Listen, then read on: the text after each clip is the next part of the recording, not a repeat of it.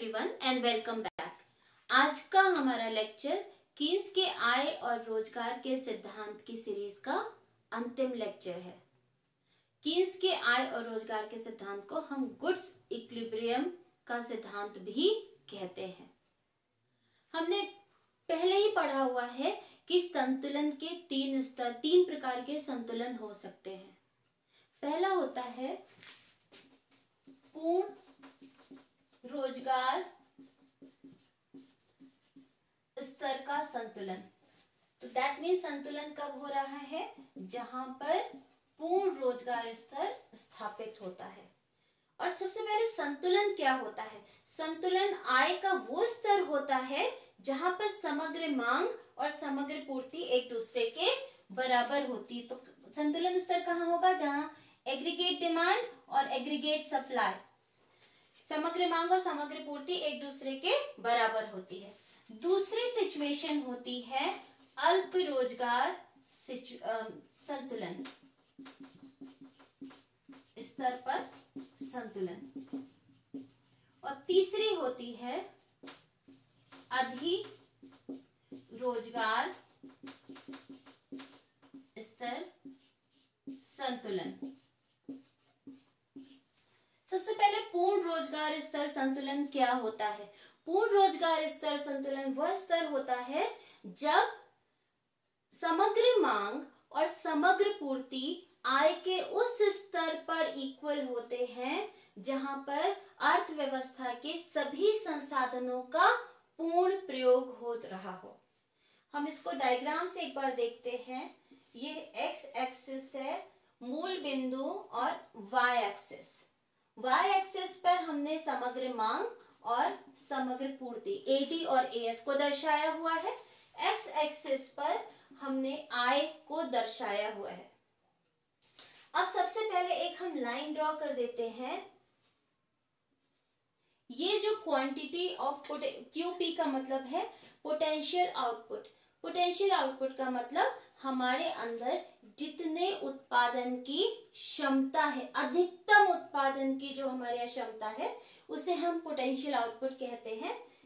नीचे YF लिखते हैं। इसका मतलब है OYF पे जब हम उत्पादन कर रहे हैं तो अर्थव्यवस्था में समस्त संसाधनों का पूर्ण प्रयोग हो रहा है। तो ये रेखा दर्शा रही है पूर्ण रोजगार का स्तर। अब हम देखते हैं, ये एएस कर्व है और जब ये एडी कर्व में ड्रॉ कर रही हूं, जब समग्र मांग समग्र पूर्ति के बराबर पूर्ण रोजगार स्तर पर है तो इसे हम कहते हैं पूर्ण रोजगार स्तर का संतुलन। क्योंकि देखिए ये लाइन क्या दर्शा रही है? YFOQP, ये है पूर्ण रोजगार की रेखा। और इसी रेखा पर ई बिंदु पर समग्र मांग और समग्र पूर्ति एक दूसरे के बराबर हैं। तो ये संतुलन स्तर क्या हो गया? पूर्ण रोजगार का संतुलन। दूसरी स्थिति है अल्प रोजगार का संतुलन। इसको भी हम ड्रॉ करके देखते हैं। ये मूल बिंदु, यहाँ पे एडी एएस और नीचे आई। फिर वही हम एक सबसे पहले तो YF बना लेते हैं जो दर्शा रहा है पूर्ण रोजगार का स्तर। क्यूपी पोटेंशियल आउटपुट, जितनी मैक्सिमम क्षमता है हम उत्पादन कर रहे हैं। अब हम एएस की रेखा बनाते हैं 45 डिग्री की लाइन। अब अगर हमारा समग्र मांग समग्र पूर्ति के बराबर इस पूर्ण रोजगार स्तर से पहले हो, उसे बोलते हैं अल्प रोजगार संतुलन। हम करके देखते हैं। ये एक हमने एडी कर्व बनाया है। अब देखिए पूर्ण रोजगार स्तर हमारा कहाँ है? यहाँ है। जबकि संतुलन वास्तविक संतुलन कहाँ स्थापित हो रहा है? उससे पहले ही E1 बिंदु पर। और उसके अनुसार हमारी जो राष्ट्रीय आय हो रही है वो OYU हो रही है। इसका मतलब क्या है? ये जो उत्पादन हो रहा है OYU, ये हमारा वास्तविक उत्पादन है। जबकि अधिकतम क्षमता हमारे अर्थव्यवस्था में कितनी है? वो है OYF के बराबर। तो इसका मतलब YU और YF के बीच में जो संसाधन है वो संसाधन बेरोजगार है। इसे बोलते हैं अल्प रोजगार संतुलन। तीसरा संतुलन का स्तर होता है अधिरोजगार संतुलन, इसको भी हम यहाँ बना के देखते हैं। एक्स एक्सिस जहाँ पे हमने वाई को दर्शाया है, वाई मतलब आय, वाई एक्सिस और यहाँ पे एडी एस। अब हम देखते हैं, फिर से हमने वो पोटेंशियल आउटपुट वाली रेखा बना दी है, वाई एफ यानी कि पूर्ण रोजगार स्तर का आय, और ये हमारी पूर्ण रोजगार स्तर की रेखा। हम सबसे पहले बनाते हैं एएस रेखा। अब अगर हमारा समग्र मांग वक्र, ये हमारा एडी वक्र है। अब समग्र मांग समग्र पूर्ति के बराबर E2 बिंदु पर है, लेकिन E2 बिंदु पूर्ण रोजगार स्तर के दाहिनी ओर है, उसके बाद है। इसका मतलब हम इस लेवल पर अगर हम इसे नीचे लाइन ड्रॉ करेंगे, एक वर्टिकल लाइन एक्स एक्सिस तक हम लेके जाते हैं आई की रेखा तक, तो ये वाई ओ पर इंटरसेक्ट कर रहा है, जो पॉसिबल नहीं है, क्योंकि यहाँ तक तो क्या हुआ, ओ वाई एफ तक तो हमारे सारे संसाधन यूज हो चुके हैं। तो यहाँ पे उत्पादन करने के लिए वाई एफ वाई ओ के बीच में उत्पादन करने के लिए तो हमारे पास संसाधन ही नहीं है। तो ऐसी स्थिति में उत्पादन तो पॉसिबल नहीं होगा, सिर्फ प्राइसेस ही राइज होंगी। तो ये संतुलन की तीन स्थितियां होती हैं। संतुलन तो किसी भी उस पॉइंट पर स्थापित हो जाएगा जहां AD is equal to AS है, लेकिन वो हो सकता है पूर्ण रोजगार स्तर पर हो, पूर्ण रोजगार के स्तर से आगे भी हो और उससे पीछे भी हो। अब ये जो हमारी स्थिति है, तीनों स्थितियां हैं, इसके फलस्वरूप उत्पन्न होती है व्यापार चक्र की विभिन्न अवस्थाएं, जिसको इंग्लिश में बिजनेस साइकिल या ट्रेड साइकिल के नाम से भी जानते हैं। उसको भी हम बना के देखते हैं। एक्स एक्सिस पे हम समय को दिखा रहे हैं, अर्थात टाइम को दिखाएंगे। वाई एक्सिस पे हम दिखाएंगे उत्पादन। ये हमारी ट्रेंड लाइन है ग्रोथ की, कि जो धीरे धीरे अगर अर्थव्यवस्था में कोई फ्लक्चुएशंस नहीं होते हैं, कोई उतार चढ़ाव नहीं होते हैं, तो धीरे धीरे जैसे जैसे संसाधन बढ़ेगा तो पूर्ण रोजगार स्तर का उत्पादन ये दर्शा रहा है। लेकिन वास्तव में क्या होता है कि एग्रीगेट डिमांड और में चेंजेस के फलस्वरूप हमारे इसमें साइक्लिकल फ्लक्चुएशंस होते हैं, उतार चढ़ाव आते रहते हैं उत्पादन में। उत्पादन कभी बढ़ जाता है, कभी कम हो जाता है। उत्पादन क्या है, ये हमारा जीडीपी लेवल को डिसाइड करता है, क्योंकि जीडीपी क्या होता है, एक लेखा वर्ष में उत्पादित सभी अंतिम वस्तुओं और सेवाओं के मूल्य का कुल जोड़। तो फिर ये कभी बढ़ेगा कभी घटेगा। जब हमारा ये ऊपर की तरफ जा रहा है, इसे हम बोलते हैं एक्सपेंशन। एक्सपेंशन मतलब समृद्धि। जब हमारी अर्थव्यवस्था में उत्पादन में वृद्धि हो रही है, ऊपर जाने का मतलब क्या हुआ, उत्पादन में वृद्धि हो रही है, उत्पादन बढ़ेगा तो रोजगार भी बढ़ेगा, रोजगार बढ़ेगा राष्ट्रीय आय में भी वृद्धि होगी। इसका मतलब क्या है, अर्थव्यवस्था में एक बहुत अच्छी स्थिति हो रही है। उपभोक्ता अधिक उपभोग कर रहे हैं, अधिक संतुष्टि को प्राप्त कर रहे हैं, उत्पादक अधिक उत्पादन कर रहे हैं, अधिक निवेश कर रहे हैं और अधिक लाभ को अर्जित कर रहे हैं।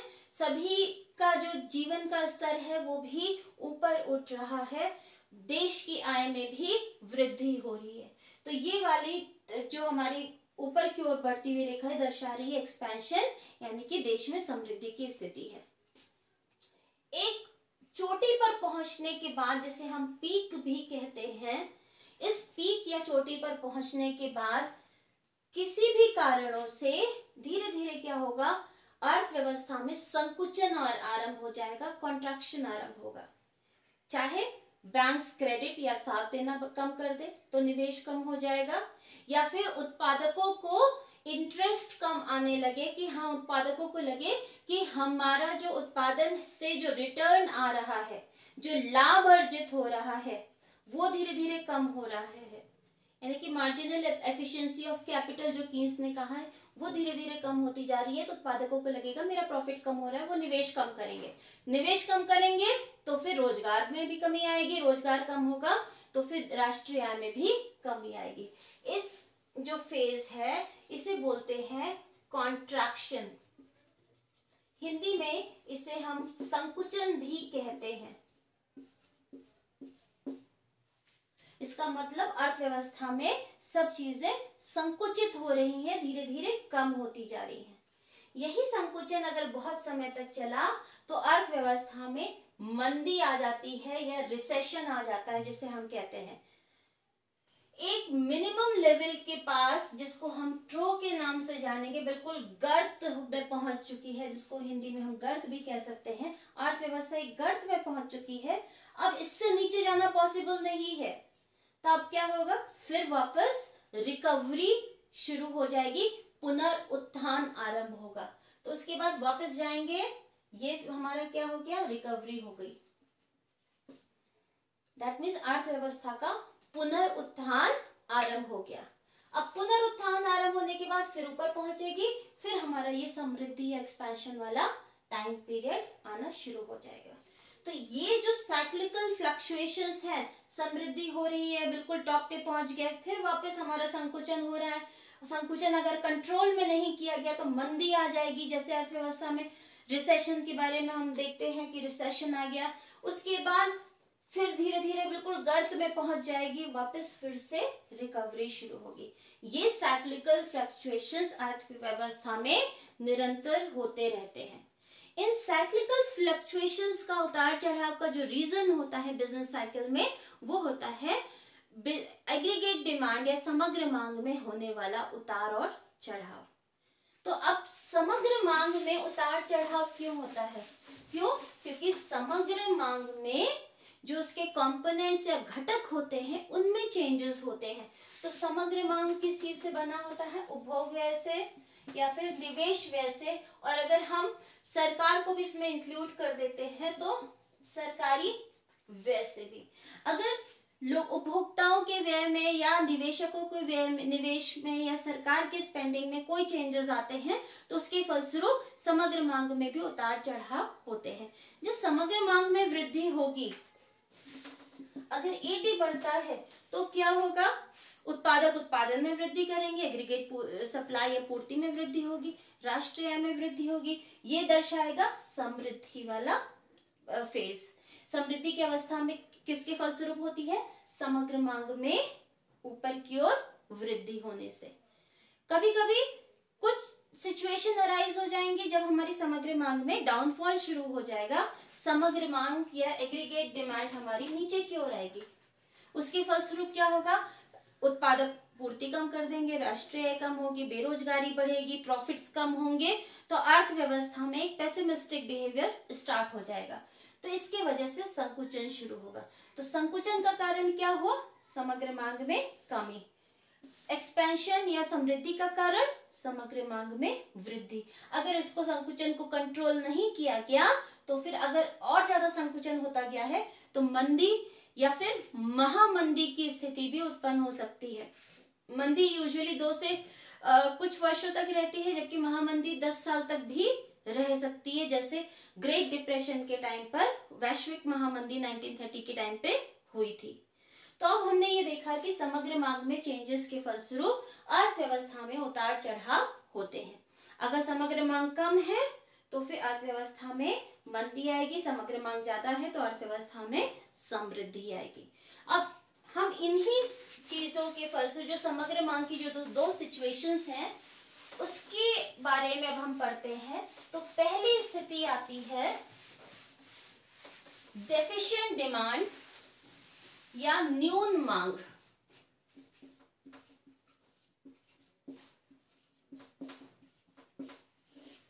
जैसे वर्ड न्यून से क्लियर है कि मांग का स्तर कैसा है? कम है। ये स्थिति कब उत्पन्न होती है न्यून मांग की? जब अर्थव्यवस्था में जो हमारा समग्र मांग या एडी है वो पूर्ण रोजगार स्तर की समग्र पूर्ति से कम है। तो समग्र मांग कम है किससे? समग्र पूर्ति से। और कौन से स्तर की समग्र पूर्ति से? पूर्ण रोजगार स्तर की समग्र पूर्ति।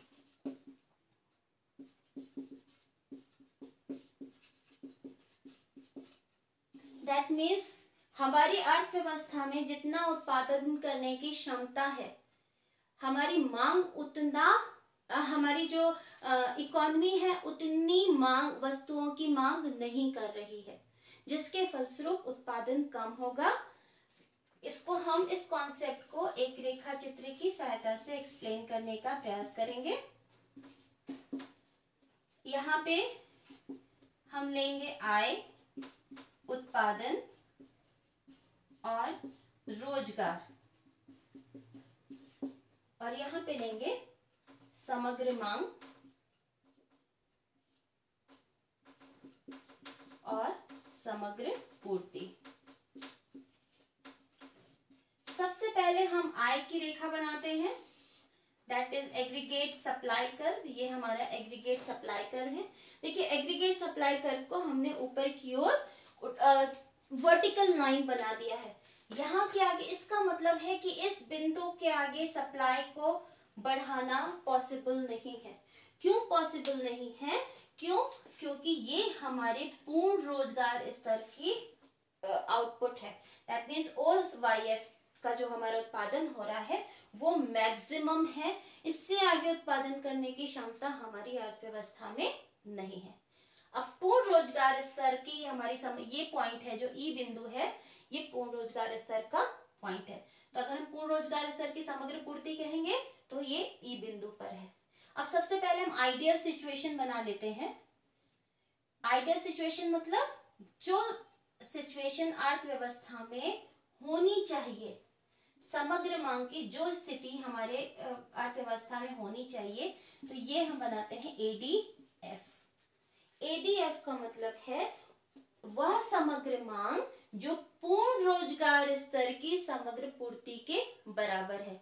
तब क्या हुआ? देखिए समग्र पूर्ति हमारी पूर्ण रोजगार स्तर की ई बिंदु पर है और समग्र मांग उसके बराबर है, तो संतुलन, यहाँ पे संतुलन भी स्थापित हो गया है। ये वाला संतुलन कहलाता है पूर्ण रोजगार स्तर का संतुलन, क्योंकि यहाँ पे जितने रिसोर्सेज हैं, संसाधन, उन सबका पूर्ण प्रयोग हमारा हो जा रहा है।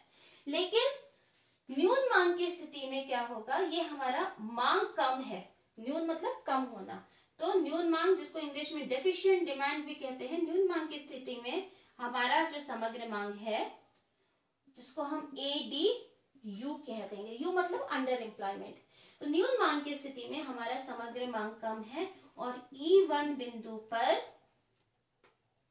AS के बराबर। अब हमारा AS वक्र कौन सा है? इसको मैं कलर चेंज कर देती हूँ। AS वक्र देखिए, ये ब्लैक एंड व्हाइट दोनों लाइन चल रही है हमारी। अब E1 पर ये इस कर्व के बराबर है, तो समग्र मांग का कर्व कौन सा है? ADU, और समग्र पूर्ति कर्व क्या है हमारा? रेड कलर से जा रहा है AS। अब E1 पर बराबर है इसके, और इसके कॉरेस्पॉन्डिंग हमारी राष्ट्रीय आय हो गई OYU।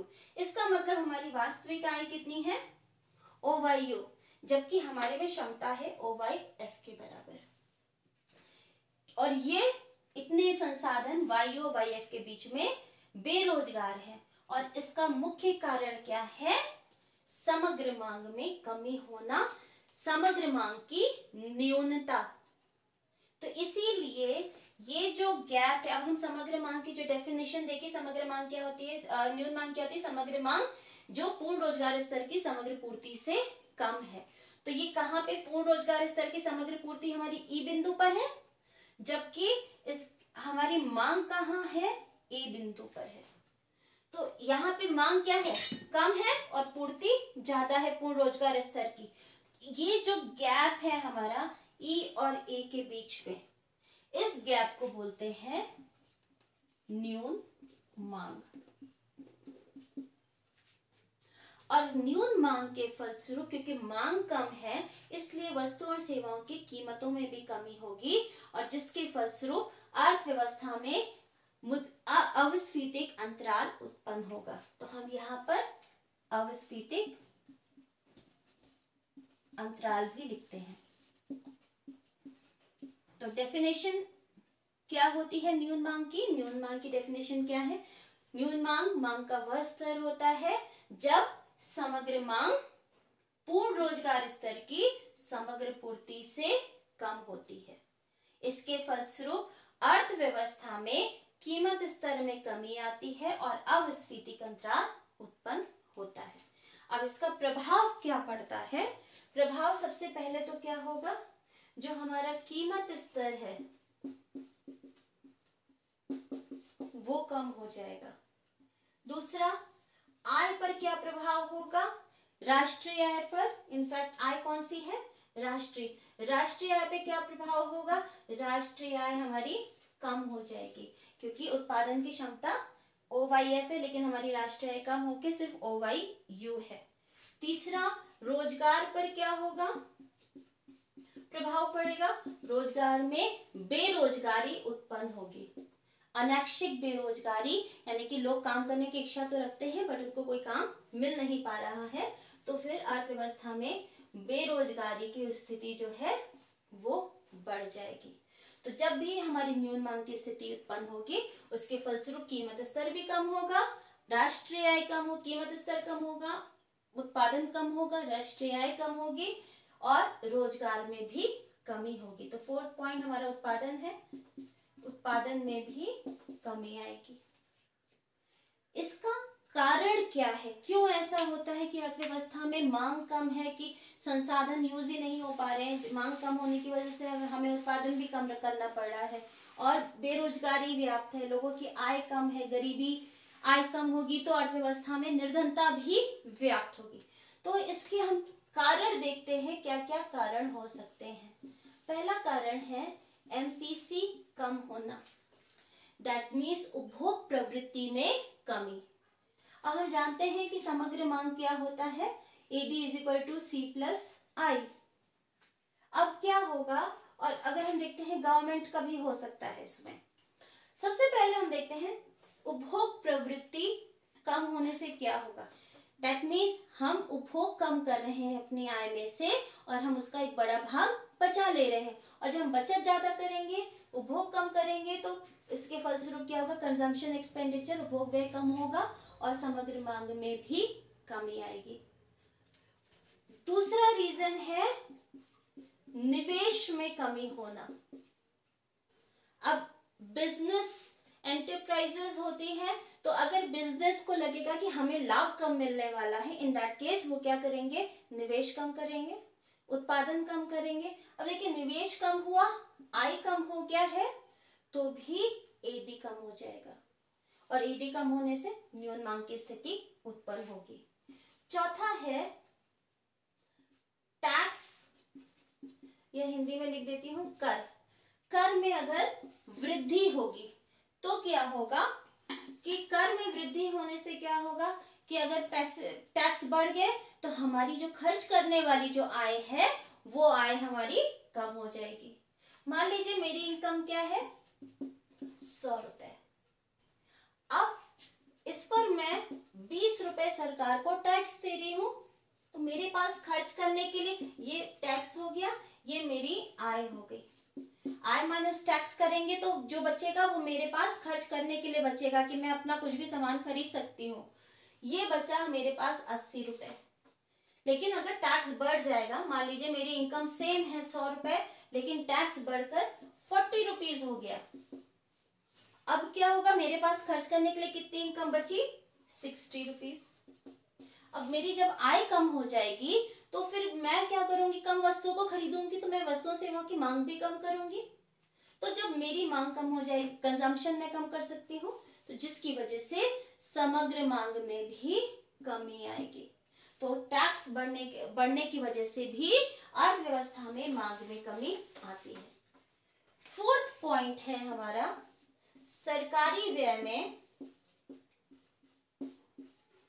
कमी। अब सरकार निवेश के लिए भी व्यय करती है, उपभोग के लिए भी व्यय करती है। सरकारी अधिकारियों की सैलरी जाती है, देश को चलाने के लिए रोजमर्रा के खर्चे होते हैं। इसके अलावा सरकार बहुत सारी योजनाओं पर भी व्यय करती है, जैसे मनरेगा है या पब्लिक डिस्ट्रीब्यूशन सिस्टम, सार्वजनिक वितरण प्रणाली है, और भी योजनाओं पे वो खर्च करती है। साथ ही साथ अर्थव्यवस्था में निवेश भी करती है, जैसे सड़कों को बनवाना, डैम्स बनवाना, नए एयरपोर्ट्स आदि बनवाना, ये निवेश व्यय हो जाता है।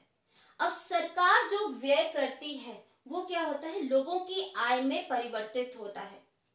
जैसे मान लीजिए सरकार ने एयरपोर्ट बनवाया, नया एयरपोर्ट बनवाया, तो क्या होगा, सरकार वहां पे नए इंजीनियर्स की आवश्यकता होगी, काम करने वाले मजदूरों की आवश्यकता होगी। तो सरकार इन लोगों को, सरकार क्या करेगी, खर्च करेगी, सैलरी देगी, मजदूरी देगी, तो क्या होगा, लोगों की आय भी बढ़ जाएगी। जैसे जैसे सरकारी व्यय बढ़ा, लोगों की इनकम भी बढ़ गई। अब मजदूरों के पास और पैसे आएंगे तो वो क्या करेंगे, मार्केट जाके सामान खरीदेंगे, समग्र मांग में वृद्धि होगी। उसी तरीके से तो सरकारी व्यय में कमी से क्या होगा, जब लोगों की सरकार व्यय कम करेगी तो लोगों की इनकम कम होगी। इससे क्या होगा, लोगों की जो आय है वो कम हो जाएगी। जब आय कम होगी तो समग्र मांग कम है। अब जब समग्र मांग कम होगी तो फिर न्यून मांग की स्थिति उत्पन्न होगी। तो इसलिए न्यून मांग का एक रीजन सरकारी व्यय में कमी भी है। इसके बाद नेक्स्ट रीजन है, 5th नंबर पे आता है हमारे आयात में वृद्धि। आयात मतलब इंपोर्ट। इंपोर्ट क्या होता है, जब हम विदेशों से सामान खरीदते हैं, तो जब हम आयात अधिक करेंगे, इसका मतलब क्या है, हम अपने घरेलू बाजार में बनी हुई वस्तुओं को कम खरीदेंगे क्योंकि हम विदेशी वस्तुएं खरीद रहे हैं। ऐसी स्थिति कब होती है, जब विदेशी वस्तुएं तुलनात्मक रूप से सस्ती होंगी, हमारे देश में बनी वस्तुएं तुलनात्मक रूप से महंगी होंगी। तो हम अपने घर के घरेलू बाजार से नहीं खरीदकर हम विदेशों से खरीदेंगे, तो ऐसी स्थिति में क्या होगा, हमारे देश में उत्पादित वस्तुओं की मांग कम होगी और समग्र मांग कम होने के फलस्वरूप न्यून मांग की स्थिति उत्पन्न होगी। 6th पॉइंट है निर्यात में कमी। निर्यात मतलब होता है विदेशियों के द्वारा हमारे देश में उत्पादित वस्तुओं की खरीद। तो अगर हम अपने देश में उत्पादित वस्तुओं को विदेशियों को बेच रहे हैं, इन दैट केस वो हमारे देश का निर्यात होगा। तो हम अपनी वस्तुएं विदेशियों को कब बेच सकते हैं, जब वो उनकी मांग करेंगे। तो जब विदेश के लोग हमारे देश में उत्पादित वस्तुओं की मांग कम करेंगे तो हमारे देश का जो समग्र मांग है वो कम आएगा। तो ये जो रीजंस है, 6 कारण हैं, इनके फलस्वरूप मांग की कमी होती है और समग्र मांग में कमी होने के फलस्वरूप न्यून मांग की स्थिति उत्पन्न होती है और अविस्फीटित अंतराल उत्पन्न होता है। और सरकार की, और ये अगर कंट्रोल में स्थिति नहीं की गई, न्यून मांग की स्थिति कंट्रोल में नहीं की गई और ये निरंतर बढ़ती गई, एग्रीगेट डिमांड लगातार नीचे चलता गया, तो ऐसी स्थिति में क्या होगा, मंदी की स्थिति उत्पन्न हो जाएगी और ये महामंदी में भी परिवर्तित हो सकती है। तो सरकार की रिस्पॉन्सिबिलिटी होती है कि ये जो समग्र मांग हमारा नीचे है, इस समग्र मांग को ऊपर किया जाए, उसे नीचे शिफ्ट होने ना दिया जाए। जब ग्रेट डिप्रेशन का टाइम था तब क्या था, यही समग्र मांग निरंतर नीचे चला गया था, जिसके फलस्वरूप क्योंकि अर्थव्यवस्था में मंदी और फिर महामंदी की स्थिति उत्पन्न हुई। उपभोग व्यय में कमी आई, निवेश व्यय में कमी आई, फिर निवेश व्यय में कमी के फलस्वरूप बेरोजगारी हुई और फर्दर डिक्रीज हुआ उपभोग व्यय में और समग्र मांग में। तो ये स्थिति देश के लिए अच्छी नहीं होती है। इसके फलस्वरूप राष्ट्रीय आय में भी कमी होती है, बेरोजगारी उत्पन्न होती है और मंदी उत्पन्न होती है। दूसरी स्थिति होती है अधिमांग। अधिमांग कब उत्पन्न होता है, अधिमांग की स्थिति कब उत्पन्न होती है, जब समग्र मांग ज्यादा होता है समग्र पूर्ति से। और कौन सी समग्र पूर्ति से, पूर्ण रोजगार स्तर की समग्र पूर्ति से। तो अगर हम डिफाइन करेंगे अधिमांग को, तो फिर अधिमांग वह स्थिति होती है जब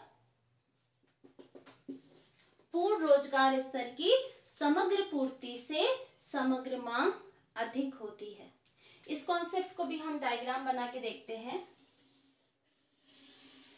ये हमारा एक्स एक्सिस है, ये वाई एक्सिस है, ये मूल बिंदु, यहाँ पे हमने दिखाया है आय, रोजगार और उत्पादन, और यहाँ हम दिखा रहे हैं समग्र मांग और समग्र पूर्ति। अब इसको एस कर्व बनाते हैं। एक पॉइंट के बाद हम इसको वर्टिकल लाइन बना देंगे क्योंकि इसके बाद बियॉन्ड उत्पादन करना संभव नहीं है। इससे नीचे एक कॉरेस्पॉन्डिंग रेखा ड्रॉ करते हैं जो ये बताती है कि ये वाला जो स्तर है ये हमारा पूर्ण रोजगार स्तर है। ई बिंदु पर जो पूर्ति का स्तर है वो पूर्ण रोजगार स्तर की समग्र पूर्ति है। इस पॉइंट के आगे उत्पादन करना संभव नहीं है, इसीलिए ये रेखा स्ट्रेट हो गई है। अब हम सबसे पहले आइडियल सिचुएशन बनाते हैं। आइडियल सिचुएशन क्या होती है? जब एडी फुल एम्प्लॉयमेंट लेवल का हो, मतलब पूर्ण रोजगार स्तर की समग्र पूर्ति के बराबर समग्र मांग हो रही है। इसका मतलब उतने मूल्य की वस्तुओं और सेवाओं का उत्पादन किया जा रहा है जितने मूल्य की वस्तुओं और सेवाओं की सप्लाई पूर्ण रोजगार स्तर पर हो रही है। इसका मतलब सभी संसाधनों का प्रयोग करके जितना मैक्सिमम उत्पादन संभव है अर्थव्यवस्था में, उस मैक्सिमम उत्पादन की मांग की जा रही है सभी उपभोक्ताओं के द्वारा। तो ये अगर हमारा इस बिंदु पे समग्र मांग समग्र पूर्ति के बराबर है तो ये स्थिति होती है आइडियल सिचुएशन, पूर्ण रोजगार स्तर संतुलन। लेकिन मान लीजिए समग्र मांग इस पूर्ण रोजगार स्तर के समग्र मांग से ऊपर हो, इसको एडीओ लिख दे रही हूं। इसका मतलब क्या है कि मांग हम अधिक कर रहे हैं जितनी पूर्ति की जा रही है। पूर्ति हमारी यहां पर है और मांग हमारी ऊपर हो रही है। तो ऐसी स्थिति में ये पॉसिबल, इस लेवल पर उत्पादन तो आगे पॉसिबल होगा नहीं। ये जो गैप है, जिस गैप को हम यहाँ पे ए बिंदु दिखा देते हैं, तो ये जो गैप है ए और ई के बीच में, ये गैप को बोलते हैं अधिमांग। और क्योंकि उत्पादन तो हम बढ़ा नहीं सकते हैं जितनी वस्तुओं सेवाओं की मांग हो रही है, तो ऐसी स्थिति में कीमत स्तर बढ़ेगा और कीमत स्तर बढ़ने से अर्थव्यवस्था में मुद्रास्फीति उत्पन्न होगी, जिसके फलस्वरूप स्फीतिक अंतराल उत्पन्न होगा। इसीलिए हम इस गैप को बोलते हैं स्फीतिक अंतराल। तो क्लियर है कि अधिमांग क्या होता है? अधिमांग वो स्थिति होती है जब पूर्ण रोजगार स्तर की समग्र पूर्ति से समग्र मांग अधिक होती है। इस अंतराल को इस रेखा चित्र में ए और ई के बीच में दर्शाया गया है। ये अधिमांग को दर्शा रहा है। अधिमांग के फलस्वरूप प्राइसेस राइज होती हैं, मुद्रास्फीति होती है, इसलिए इस अंतराल को हम स्फीतिक अंतराल भी कहते हैं। अब इससे अर्थव्यवस्था में इम्पैक्ट या प्रभाव क्या पड़ते हैं? तो पहला प्रभाव तो हमारा सबसे बड़ा प्रभाव सिर्फ प्राइस लेवल पर ही होता है या कीमत स्तर पर, इसमें कीमतें बढ़ने लगती हैं। दूसरा, उत्पादन पर कोई प्रभाव नहीं। अगर हम उत्पादन पर कहेंगे तो उत्पादन पर कोई प्रभाव नहीं है। पहले भी YF हो रहा था, अभी भी है, क्योंकि इसके आगे तो उत्पादन संभव नहीं है। तो उत्पादन पर कोई प्रभाव नहीं है। उसी तरीके से उत्पादन के बाद रोजगार, क्योंकि हम मैक्सिमम रोजगार तो पहले से ही कर रहे हैं, मैक्सिमम लोगों को रोजगार मिला ही हुआ है, सारे संसाधन पूर्ण रूप से नियोजित है, तो आगे रोजगार बढ़ाना संभव नहीं है। तो इसलिए रोजगार पर भी कोई प्रभाव नहीं पड़ेगा। और राष्ट्रीय आय, जो राष्ट्रीय आय है, देश की आय है, उस पर भी कोई प्रभाव नहीं पड़ेगा, क्योंकि इसके आगे बढ़ाना संभव नहीं है। तो सिर्फ प्रभाव किस पर पड़ रहा है? कीमत स्तर पर पड़ रहा है और कीमत स्तर में ही वृद्धि होगी। अब अधिमांग के भी वही कारण है, बस अब उल्टे हो जाएंगे, जितना ऑपोजिट हो जाएंगे जितना हमने न्यून मांग में पढ़ा है। करके देखते हैं। तो इसके मुख्य कारण क्या है अधिमांग के? पहला कारण है एमपीसी का अधिक होना, एमपीसी ज्यादा होना। इसका मतलब हमारी उपभोग प्रवृत्ति अधिक है। हम अपनी आय का जो परिवर्तन हो रहा है या आय का जो अधिक भाग है, हम उसको उपभोग में ला रहे हैं। आज हमारे उपभोग ज्यादा होंगे तो इसका मतलब क्या है? समग्र मांग भी बढ़ेगा, क्योंकि AD = C+I। जब हमारा C बढ़ेगा तो फिर समग्र मांग भी बढ़ेगा। यही रीजन है कि हमारा समग्र मांग जितना रिक्वायर्ड है, जितना होना चाहिए, उससे अधिक है। दूसरा है निवेश अधिक होना। अगर बिजनेस जो एंटरप्राइजेस हैं उनको लगता है कि हम भविष्य में अधिक लाभ कमा सकते हैं, तो वो क्या करेंगे? आज अधिक निवेश करेंगे, जिससे उत्पादन में वृद्धि करके फ्यूचर में अधिक लाभ को अर्जित कर सके। अब जब निवेश बढ़ेगा, उसके फलस्वरूप भी समग्र मांग में वृद्धि होगी। तो ये रीजन भी है कि हमारा समग्र मांग ऊपर है जितना रिक्वायर्ड है। तीसरा है सरकार का जो टैक्स है, कर है, उसमें कमी होना। अगर कर कम होगा तो मेरे पास अधिक आय बचेगी खर्च करने के लिए। वही सेम एग्जांपल देखती हूँ, मेरी इनकम जो थी वाई वो 100 रुपए थी और जब मैं टैक्स पे कर रही थी ₹20, मेरे पास 80 रुपीज खर्च करने के लिए थी। मान लीजिए टैक्स कम हो जाता है, आय मेरी उतनी ही रहती है, टैक्स घटकर 10 रुपए हो जाता है, तो अब क्या है मेरे पास अधिक पैसे बचेंगे। अब मेरे पास कितना बचा, 100 - 10 जो कि 90 है। टैक्स कम होने के फलस्वरूप मेरी जो प्रयोज्य आय है, प्रयोज्य आय मतलब खर्च करने योग्य जो आय है, उसमें वृद्धि हो गई। अब क्या होगा, मेरे पास 10 रुपए एक्स्ट्रा बचे हैं, वो मैं एक्स्ट्रा 10 रुपए लेके वस्तु और सेवाओं की मांग करूंगी और एडी वक्र ऊपर की ओर शिफ्ट हो जाएगा। नेक्स्ट है 4th रीजन, सरकारी व्यय में वृद्धि। अब पहले डिस्कस कर चुके हैं, अगर सरकार व्यय करेगी तो ये इसके फलस्वरूप क्या होगा, लोगों की आय बढ़ेगी। सरकार ने ज्यादा व्यय किया, मान लीजिए मनरेगा में और लोगों को रखा, तो उन लोगों की आय में वृद्धि हुई। आय में वृद्धि होगी तो लोग क्या करेंगे, वस्तुओं सेवाओं की मांग करेंगे, समग्र मांग बढ़ जाएगी। नेक्स्ट रीजन है आयात में वृद्धि, आयात में कमी। आयात में कमी होने का मतलब कि हम विदेशी वस्तुओं की मांग कम कर रहे हैं। अगर विदेशी वस्तुएं तुलनात्मक रूप से महंगी हो जाएंगी तो हम उनकी मांग कम करेंगे।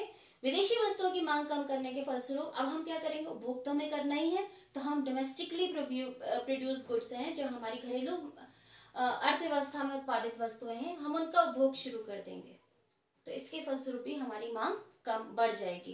क्यों? क्योंकि पहले हम विदेशी चीजों की मांग कर रहे थे, हम उनकी नहीं करेंगे, हम अपनी अर्थव्यवस्था में उत्पादित चीजों की मांग करेंगे, तो हमारे देश का जो एडी है वो बढ़ जाएगा। छठी चीज है निर्यात में वृद्धि, यानी कि हम ज्यादा एक्सपोर्ट कर रहे हैं दूसरे देशों को अपने देश में उत्पादित वस्तुएं, तो निर्यात में वृद्धि होगी, यानी कि विदेशी लोग हमारी अर्थव्यवस्था में उत्पादित वस्तुओं की मांग अधिक करेंगे, तो हमारी अर्थव्यवस्था का जो एडी है वो ऊपर चला जाएगा और अधिक मांग की स्थिति उत्पन्न होगी।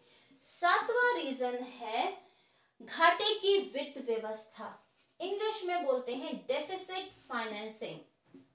इसका मतलब होता है कि जब व्यवस्था, इसका मतलब होता है कि जब सरकार की आय कम है और सरकार के खर्चे ज्यादा हैं, सरकार की आय कम है, सरकार के व्यय ज्यादा है, तो सरकार को घाटा होगा, कुछ पैसों की कमी होगी।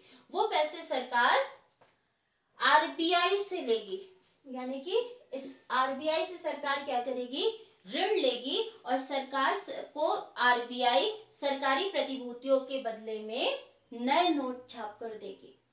अब क्या है, अर्थव्यवस्था में तो नए नोट आ गए, नए नोट आए तो मुद्रा पूर्ति बढ़ गई, मुद्रा पूर्ति बढ़ने से लोगों की इनकम भी बढ़ जाएगी। जब लोगों की आय बढ़ेगी तो वापस लोग उपभोग पर व्यय करेंगे और समग्र मांग में वृद्धि होगी।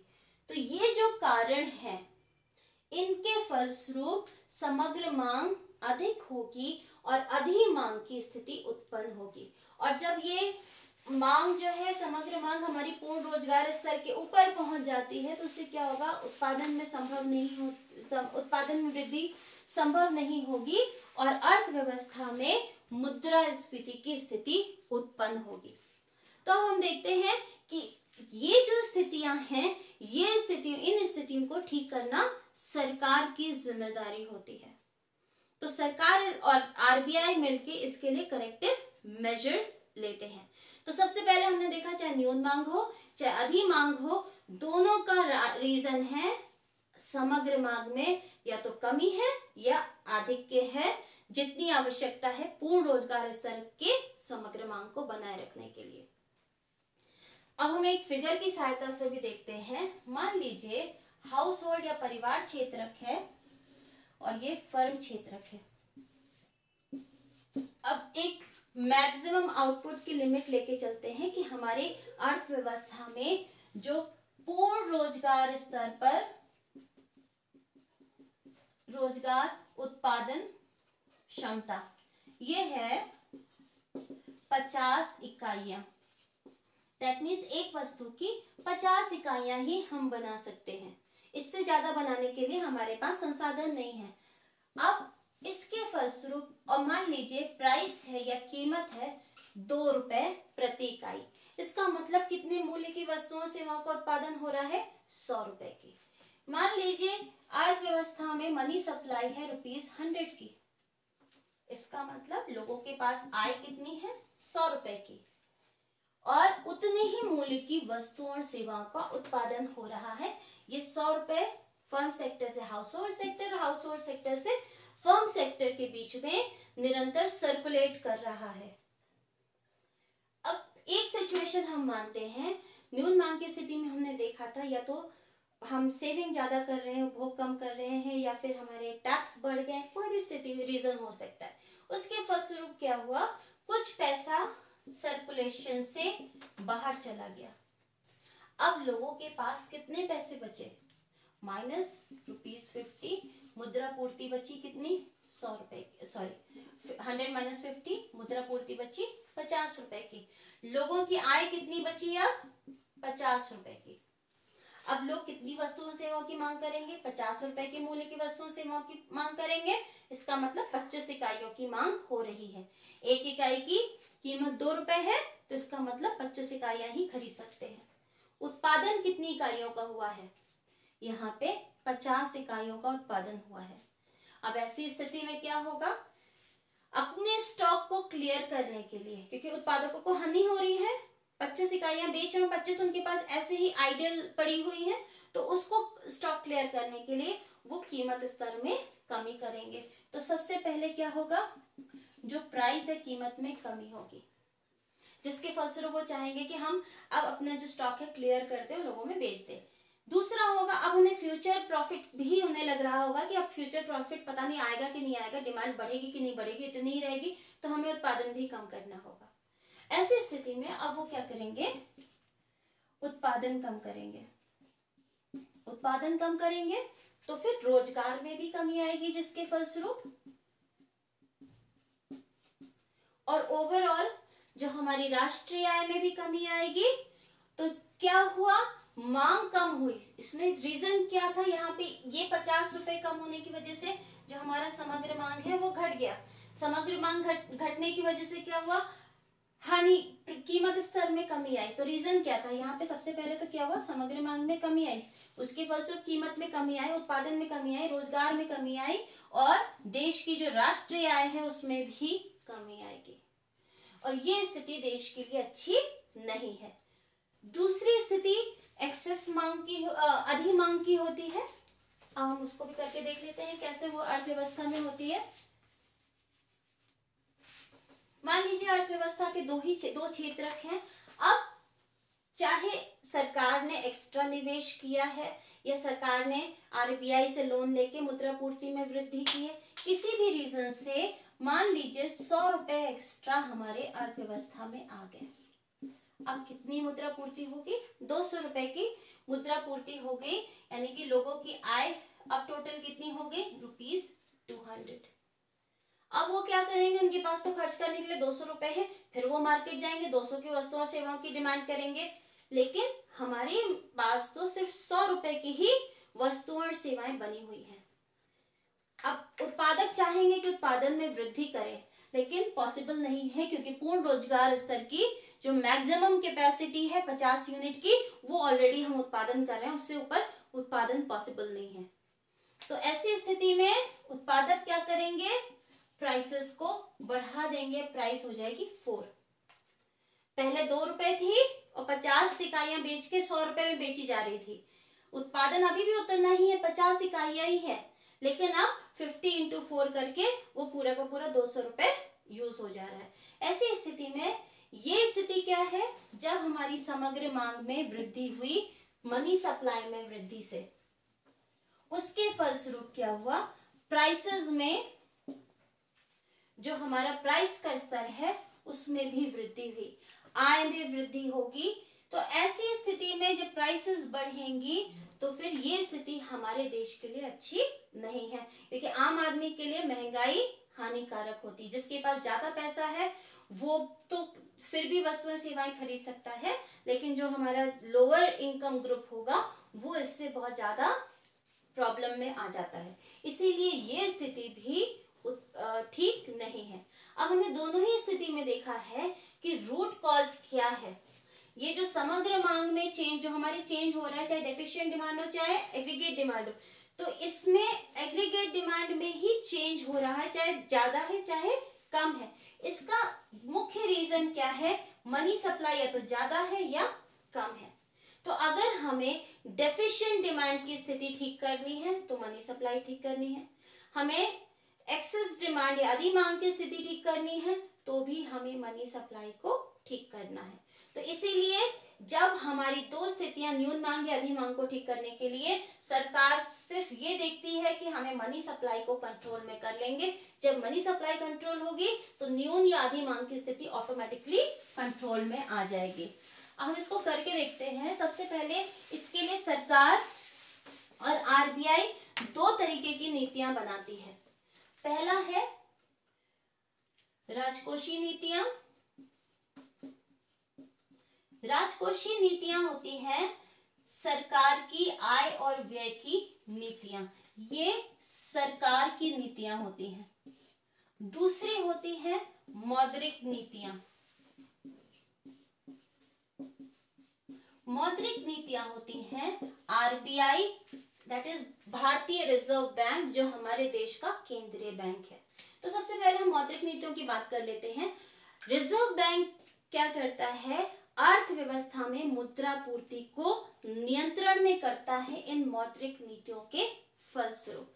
और मौद्रिक नीतियां कैसे वो मनी सप्लाई को कंट्रोल करता है? हमने देखा था कि मनी सप्लाई क्या होता है, अर्थव्यवस्था में सीयू, दैट इज लोगों के हाथ में करेंसी, प्लस डीडी, यानी कि ये बैंक की जो मांग जमाएं होती है।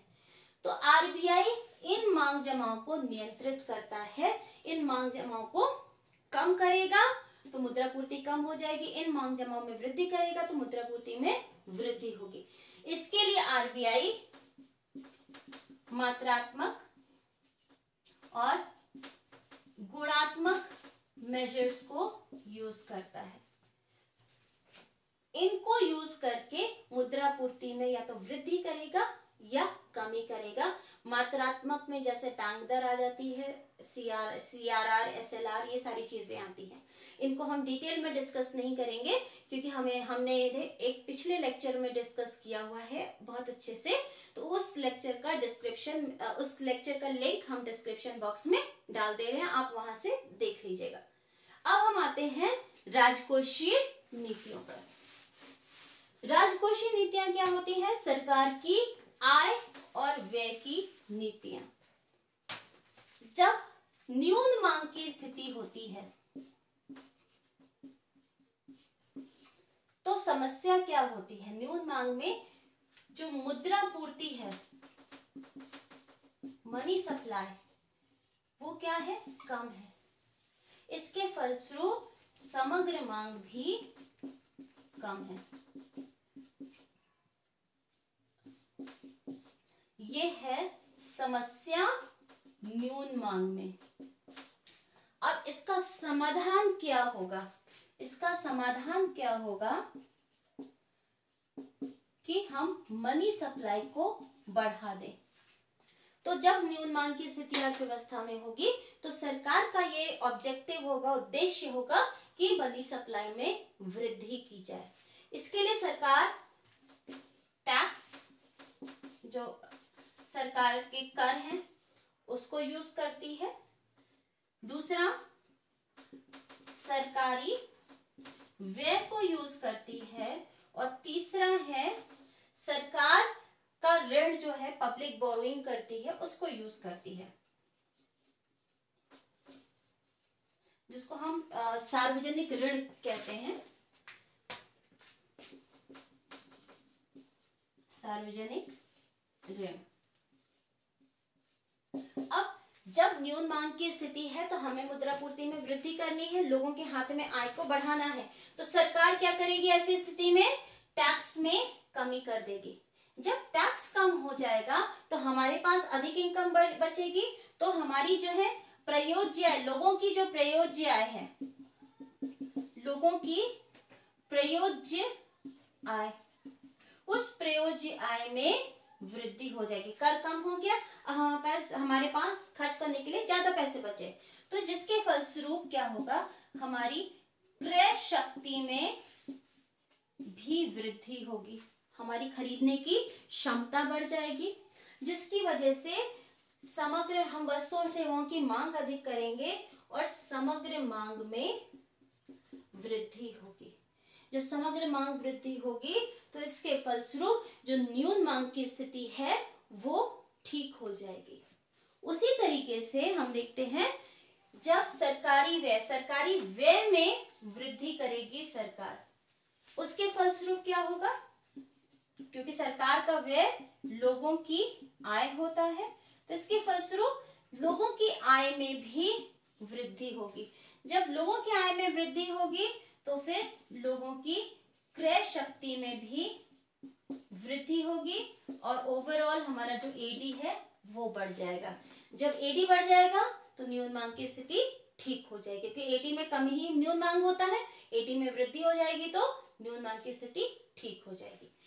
सार्वजनिक ऋण का अर्थ है कि जो सरकार लोगों से ऋण लेती है बॉन्ड्स के जरिए। सरकार क्या करती है? सरकार को कभी घाटा होता है, अधिक मुद्रा की आवश्यकता होती है, तो सरकार आम पब्लिक से प्रतिभूतियों के बदले, सरकारी प्रतिभूतियों के बदले ऋण लेती है। तो इसके फलस्वरूप क्या होता है? हमारा पैसा किसके पास चला जाता है? सरकार के पास चला जाता है, तो हमारे पास खर्च करने के लिए आय कम बचेगी। तो जब न्यून मांग की स्थिति होगी तो सरकार क्या करेगी? सार्वजनिक ऋण में कमी करेगी, जिसके फलस्वरूप क्या होगा? लोगों के पास अधिक आय बचेगी, जो लोग हैं उनके पास अधिक आय होगी, क्योंकि अब वो सरकार के पास तो जा नहीं रही है, जिसके फलस्वरूप उनकी क्रय शक्ति में भी वृद्धि होगी और क्रय शक्ति में वृद्धि होने के फलस्वरूप समग्र मांग में भी वृद्धि होगी। तो इस तरीके से सरकार राजकोषीय नीतियों का प्रयोग करके समग्र मांग में परिवर्तन, मुद्रापूर्ति में परिवर्तन करती है और समग्र मांग में वृद्धि करती है। दूसरी स्थिति होती है अधिमांग की स्थिति। अब अधिमांग में जो समस्या होती है, नेक्स्ट है हमारे, मैं इसी में करेक्शन कर दे रही हूं। दूसरी स्थिति है अधिमांग। तो अधिमांग में समस्या क्या होती है? जो मुद्रापूर्ति है, अधिमांग मतलब ज्यादा मांग होना। ज्यादा मांग कब होगी? जब हमारे पास पैसे अधिक होंगे। वो कब होगी? जब मुद्रापूर्ति अधिक होगी। मुद्रापूर्ति अधिक होगी तो हम वस्तुओं सेवाओं की मांग अधिक करेंगे, तो अधिमांग की स्थिति ठीक हो जाए, तो अधिमांग की स्थिति उत्पन्न होगी। इसका समाधान क्या है? अगर मुद्रापूर्ति ज्यादा समस्या है तो हमें क्या करना है कि मुद्रापूर्ति को कम करना है। तो ऐसी स्थिति में सरकार का ऑब्जेक्टिव होगा कि अर्थव्यवस्था में मनी सप्लाई कम कर देंगे तो लोग मांग कम करेंगे, लोगों की इनकम कम हो जाएगी तो लोग वस्तुओं सेवाओं की मांग कम करेंगे। फिर से वही यूज करेंगे, टैक्स में सरकार वृद्धि कर देगी। जब सरकार टैक्स में वृद्धि करेगी तो हमारे पास क्या है? जो प्रयोज्य आय है लोगों की, जो लोगों की प्रयोज्य आय है वो कम हो जाएगी। जब लोगों की आय कम हो जाएगी तो उनकी जो क्रय शक्ति है, या इंग्लिश में बोलते हैं परचेजिंग पावर, वो भी कम हो जाएगी और जिसके फलस्वरूप वो वस्तुओं और सेवाओं की मांग कम करेंगे। तो ऐसी स्थिति में क्या होगा?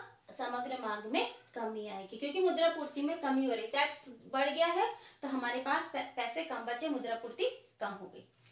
सेकंड है सरकारी व्यय। सरकार क्या करेगी?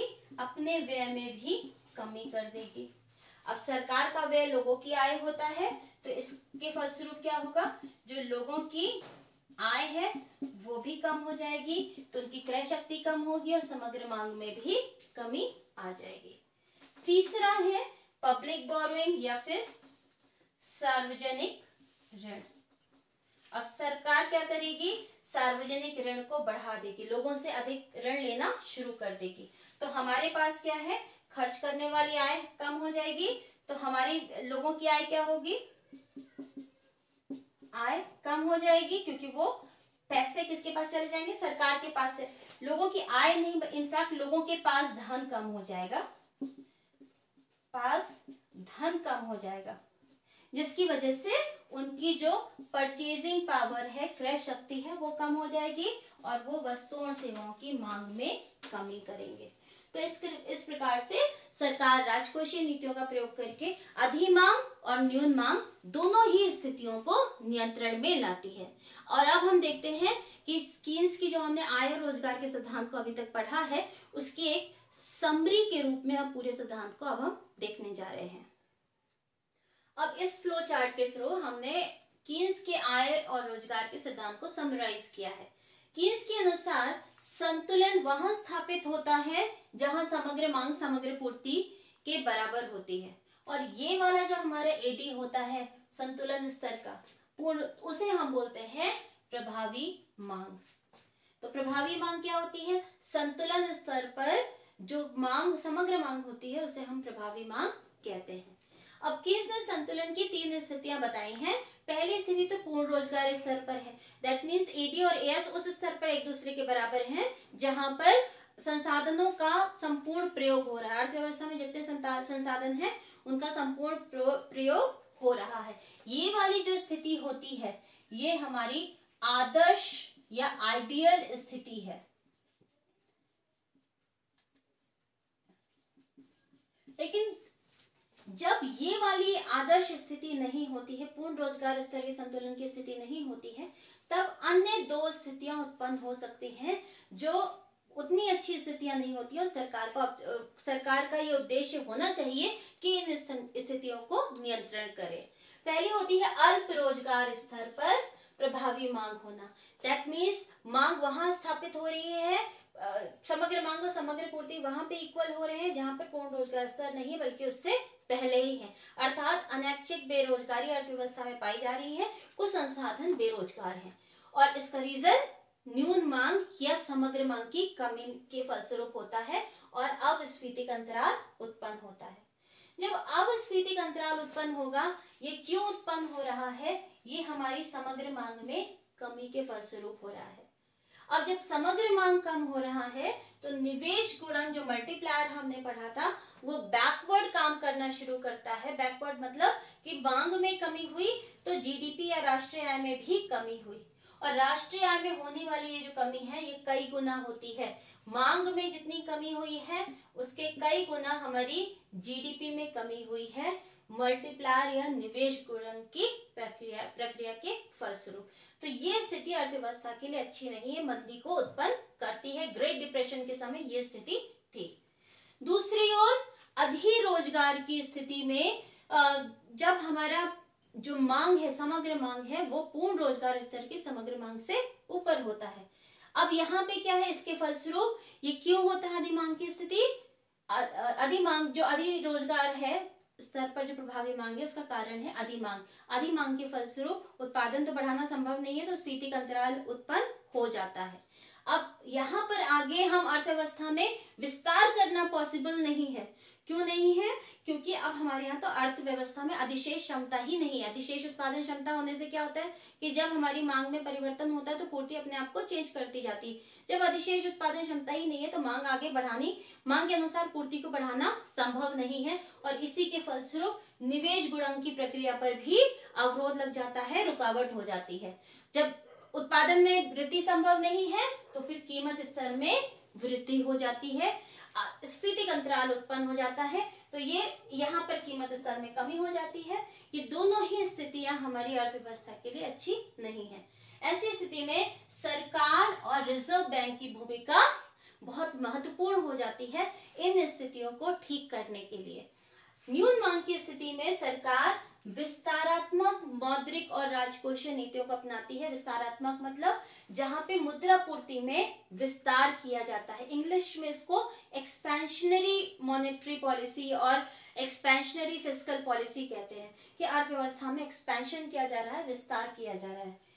इससे क्या होता है, मुद्रा पूर्ति में विस्तार होता है, और जब मुद्रा पूर्ति बढ़ेगी तभी तो हमारी समग्र मांग बढ़ेगी। इसके लिए साख में पहला तरीका है, इसमें साख में वृद्धि की जाती है। ये किसके द्वारा किया जाता है, बैंक जो वाणिज्यिक बैंक है, और इसको कंट्रोल करता है आरबीआई अपनी मौद्रिक नीति के द्वारा। ये दोनों चीजें, कर में कमी की जाती है जिससे लोगों की आय बढ़े, सरकारी व्यय में वृद्धि की जाती है जिससे लोगों की आय बढ़े। ये सरकार के द्वारा किया जाता है अपनी राजकोषीय नीतियों के द्वारा। जब ये 3 स्टेप्स लिए जाएंगे तो अर्थव्यवस्था में जो मनी सप्लाई है वो बढ़ जाएगा। मनी सप्लाई बढ़ने के फलस्वरूप समग्र मांग में वृद्धि होगी। जब समग्र मांग में वृद्धि होगी तो फिर से हमारा निवेश गुणन की प्रक्रिया काम करेगी। मल्टीप्लायर जो है प्रोसेस है वो काम करेगा। मल्टीप्लायर प्रोसेस अब आगे की तरफ काम करेगा। पहले क्या था, पीछे की तरफ काम कर रहा था, जीडीपी को कम कर रहा था। अब क्या है, आगे की तरफ काम करेगा कि हमारी समग्र मांग बढ़ गई है। यहाँ पे क्या हुआ, हमारा एडी बढ़ा, और इस एडी के कई गुना जीडीपी में वृद्धि होगी, और इस तरीके से राष्ट्रीय आय में वृद्धि होगी और पूर्ण रोजगार स्तर पर संतुलन स्थापित हो जाएगा, जो आदर्शात्मक स्थिति है। उसी तरीके से जो हमारी अधिमांग की स्थिति की समस्या, जिसकी वजह से कीमत स्तर में भी वृद्धि होती है, उसको ठीक करने के लिए सरकार संकुचनात्मक, मौद्रिक और राजकोषीय नीतियों का प्रयोग करती है। संकुचनात्मक मतलब जब अर्थव्यवस्था की जो मौद्रिक मुद्रा की सप्लाई है उसमें संकुचन करती है, उसमें कमी करती है। इसको इंग्लिश में कॉन्ट्रैक्शनरी पॉलिसी बोलते हैं, या टाइट मनी पॉलिसी के नाम से भी जाना जाता है। मुद्रा पूर्ति में कमी करनी होती है, ऐसी स्थिति में तो सरकार क्या करेगी, ये आरबीआई बैंक्स के थ्रू, अपनी मौद्रिक नीति के थ्रू साख में कमी करेगी। साख कम होगा तो मुद्रा पूर्ति कम हो जाएगी। उसी तरीके से करों में वृद्धि हो जाएगी और सरकारी व्यय में कमी होगी, जिसके फलस्वरूप क्या होगा, अर्थव्यवस्था में मनी सप्लाई कम हो जाएगा या लोगों की इनकम कम हो जाएगी। और जब लोगों की आय कम होगी तो फिर समग्र मांग में भी कमी आएगी। जब समग्र मांग कम होगी तो वो कम होकर पूर्ण रोजगार स्तर की समग्र पूर्ति के बराबर हो जाएगी और अर्थव्यवस्था में पूर्ण रोजगार स्तर का संतुलन स्थापित हो जाएगा। तो आज की क्लास में इतना ही। अब हम नेक्स्ट लेक्चर के लिए नेक्स्ट क्लास में मिलते हैं। Thank you so much.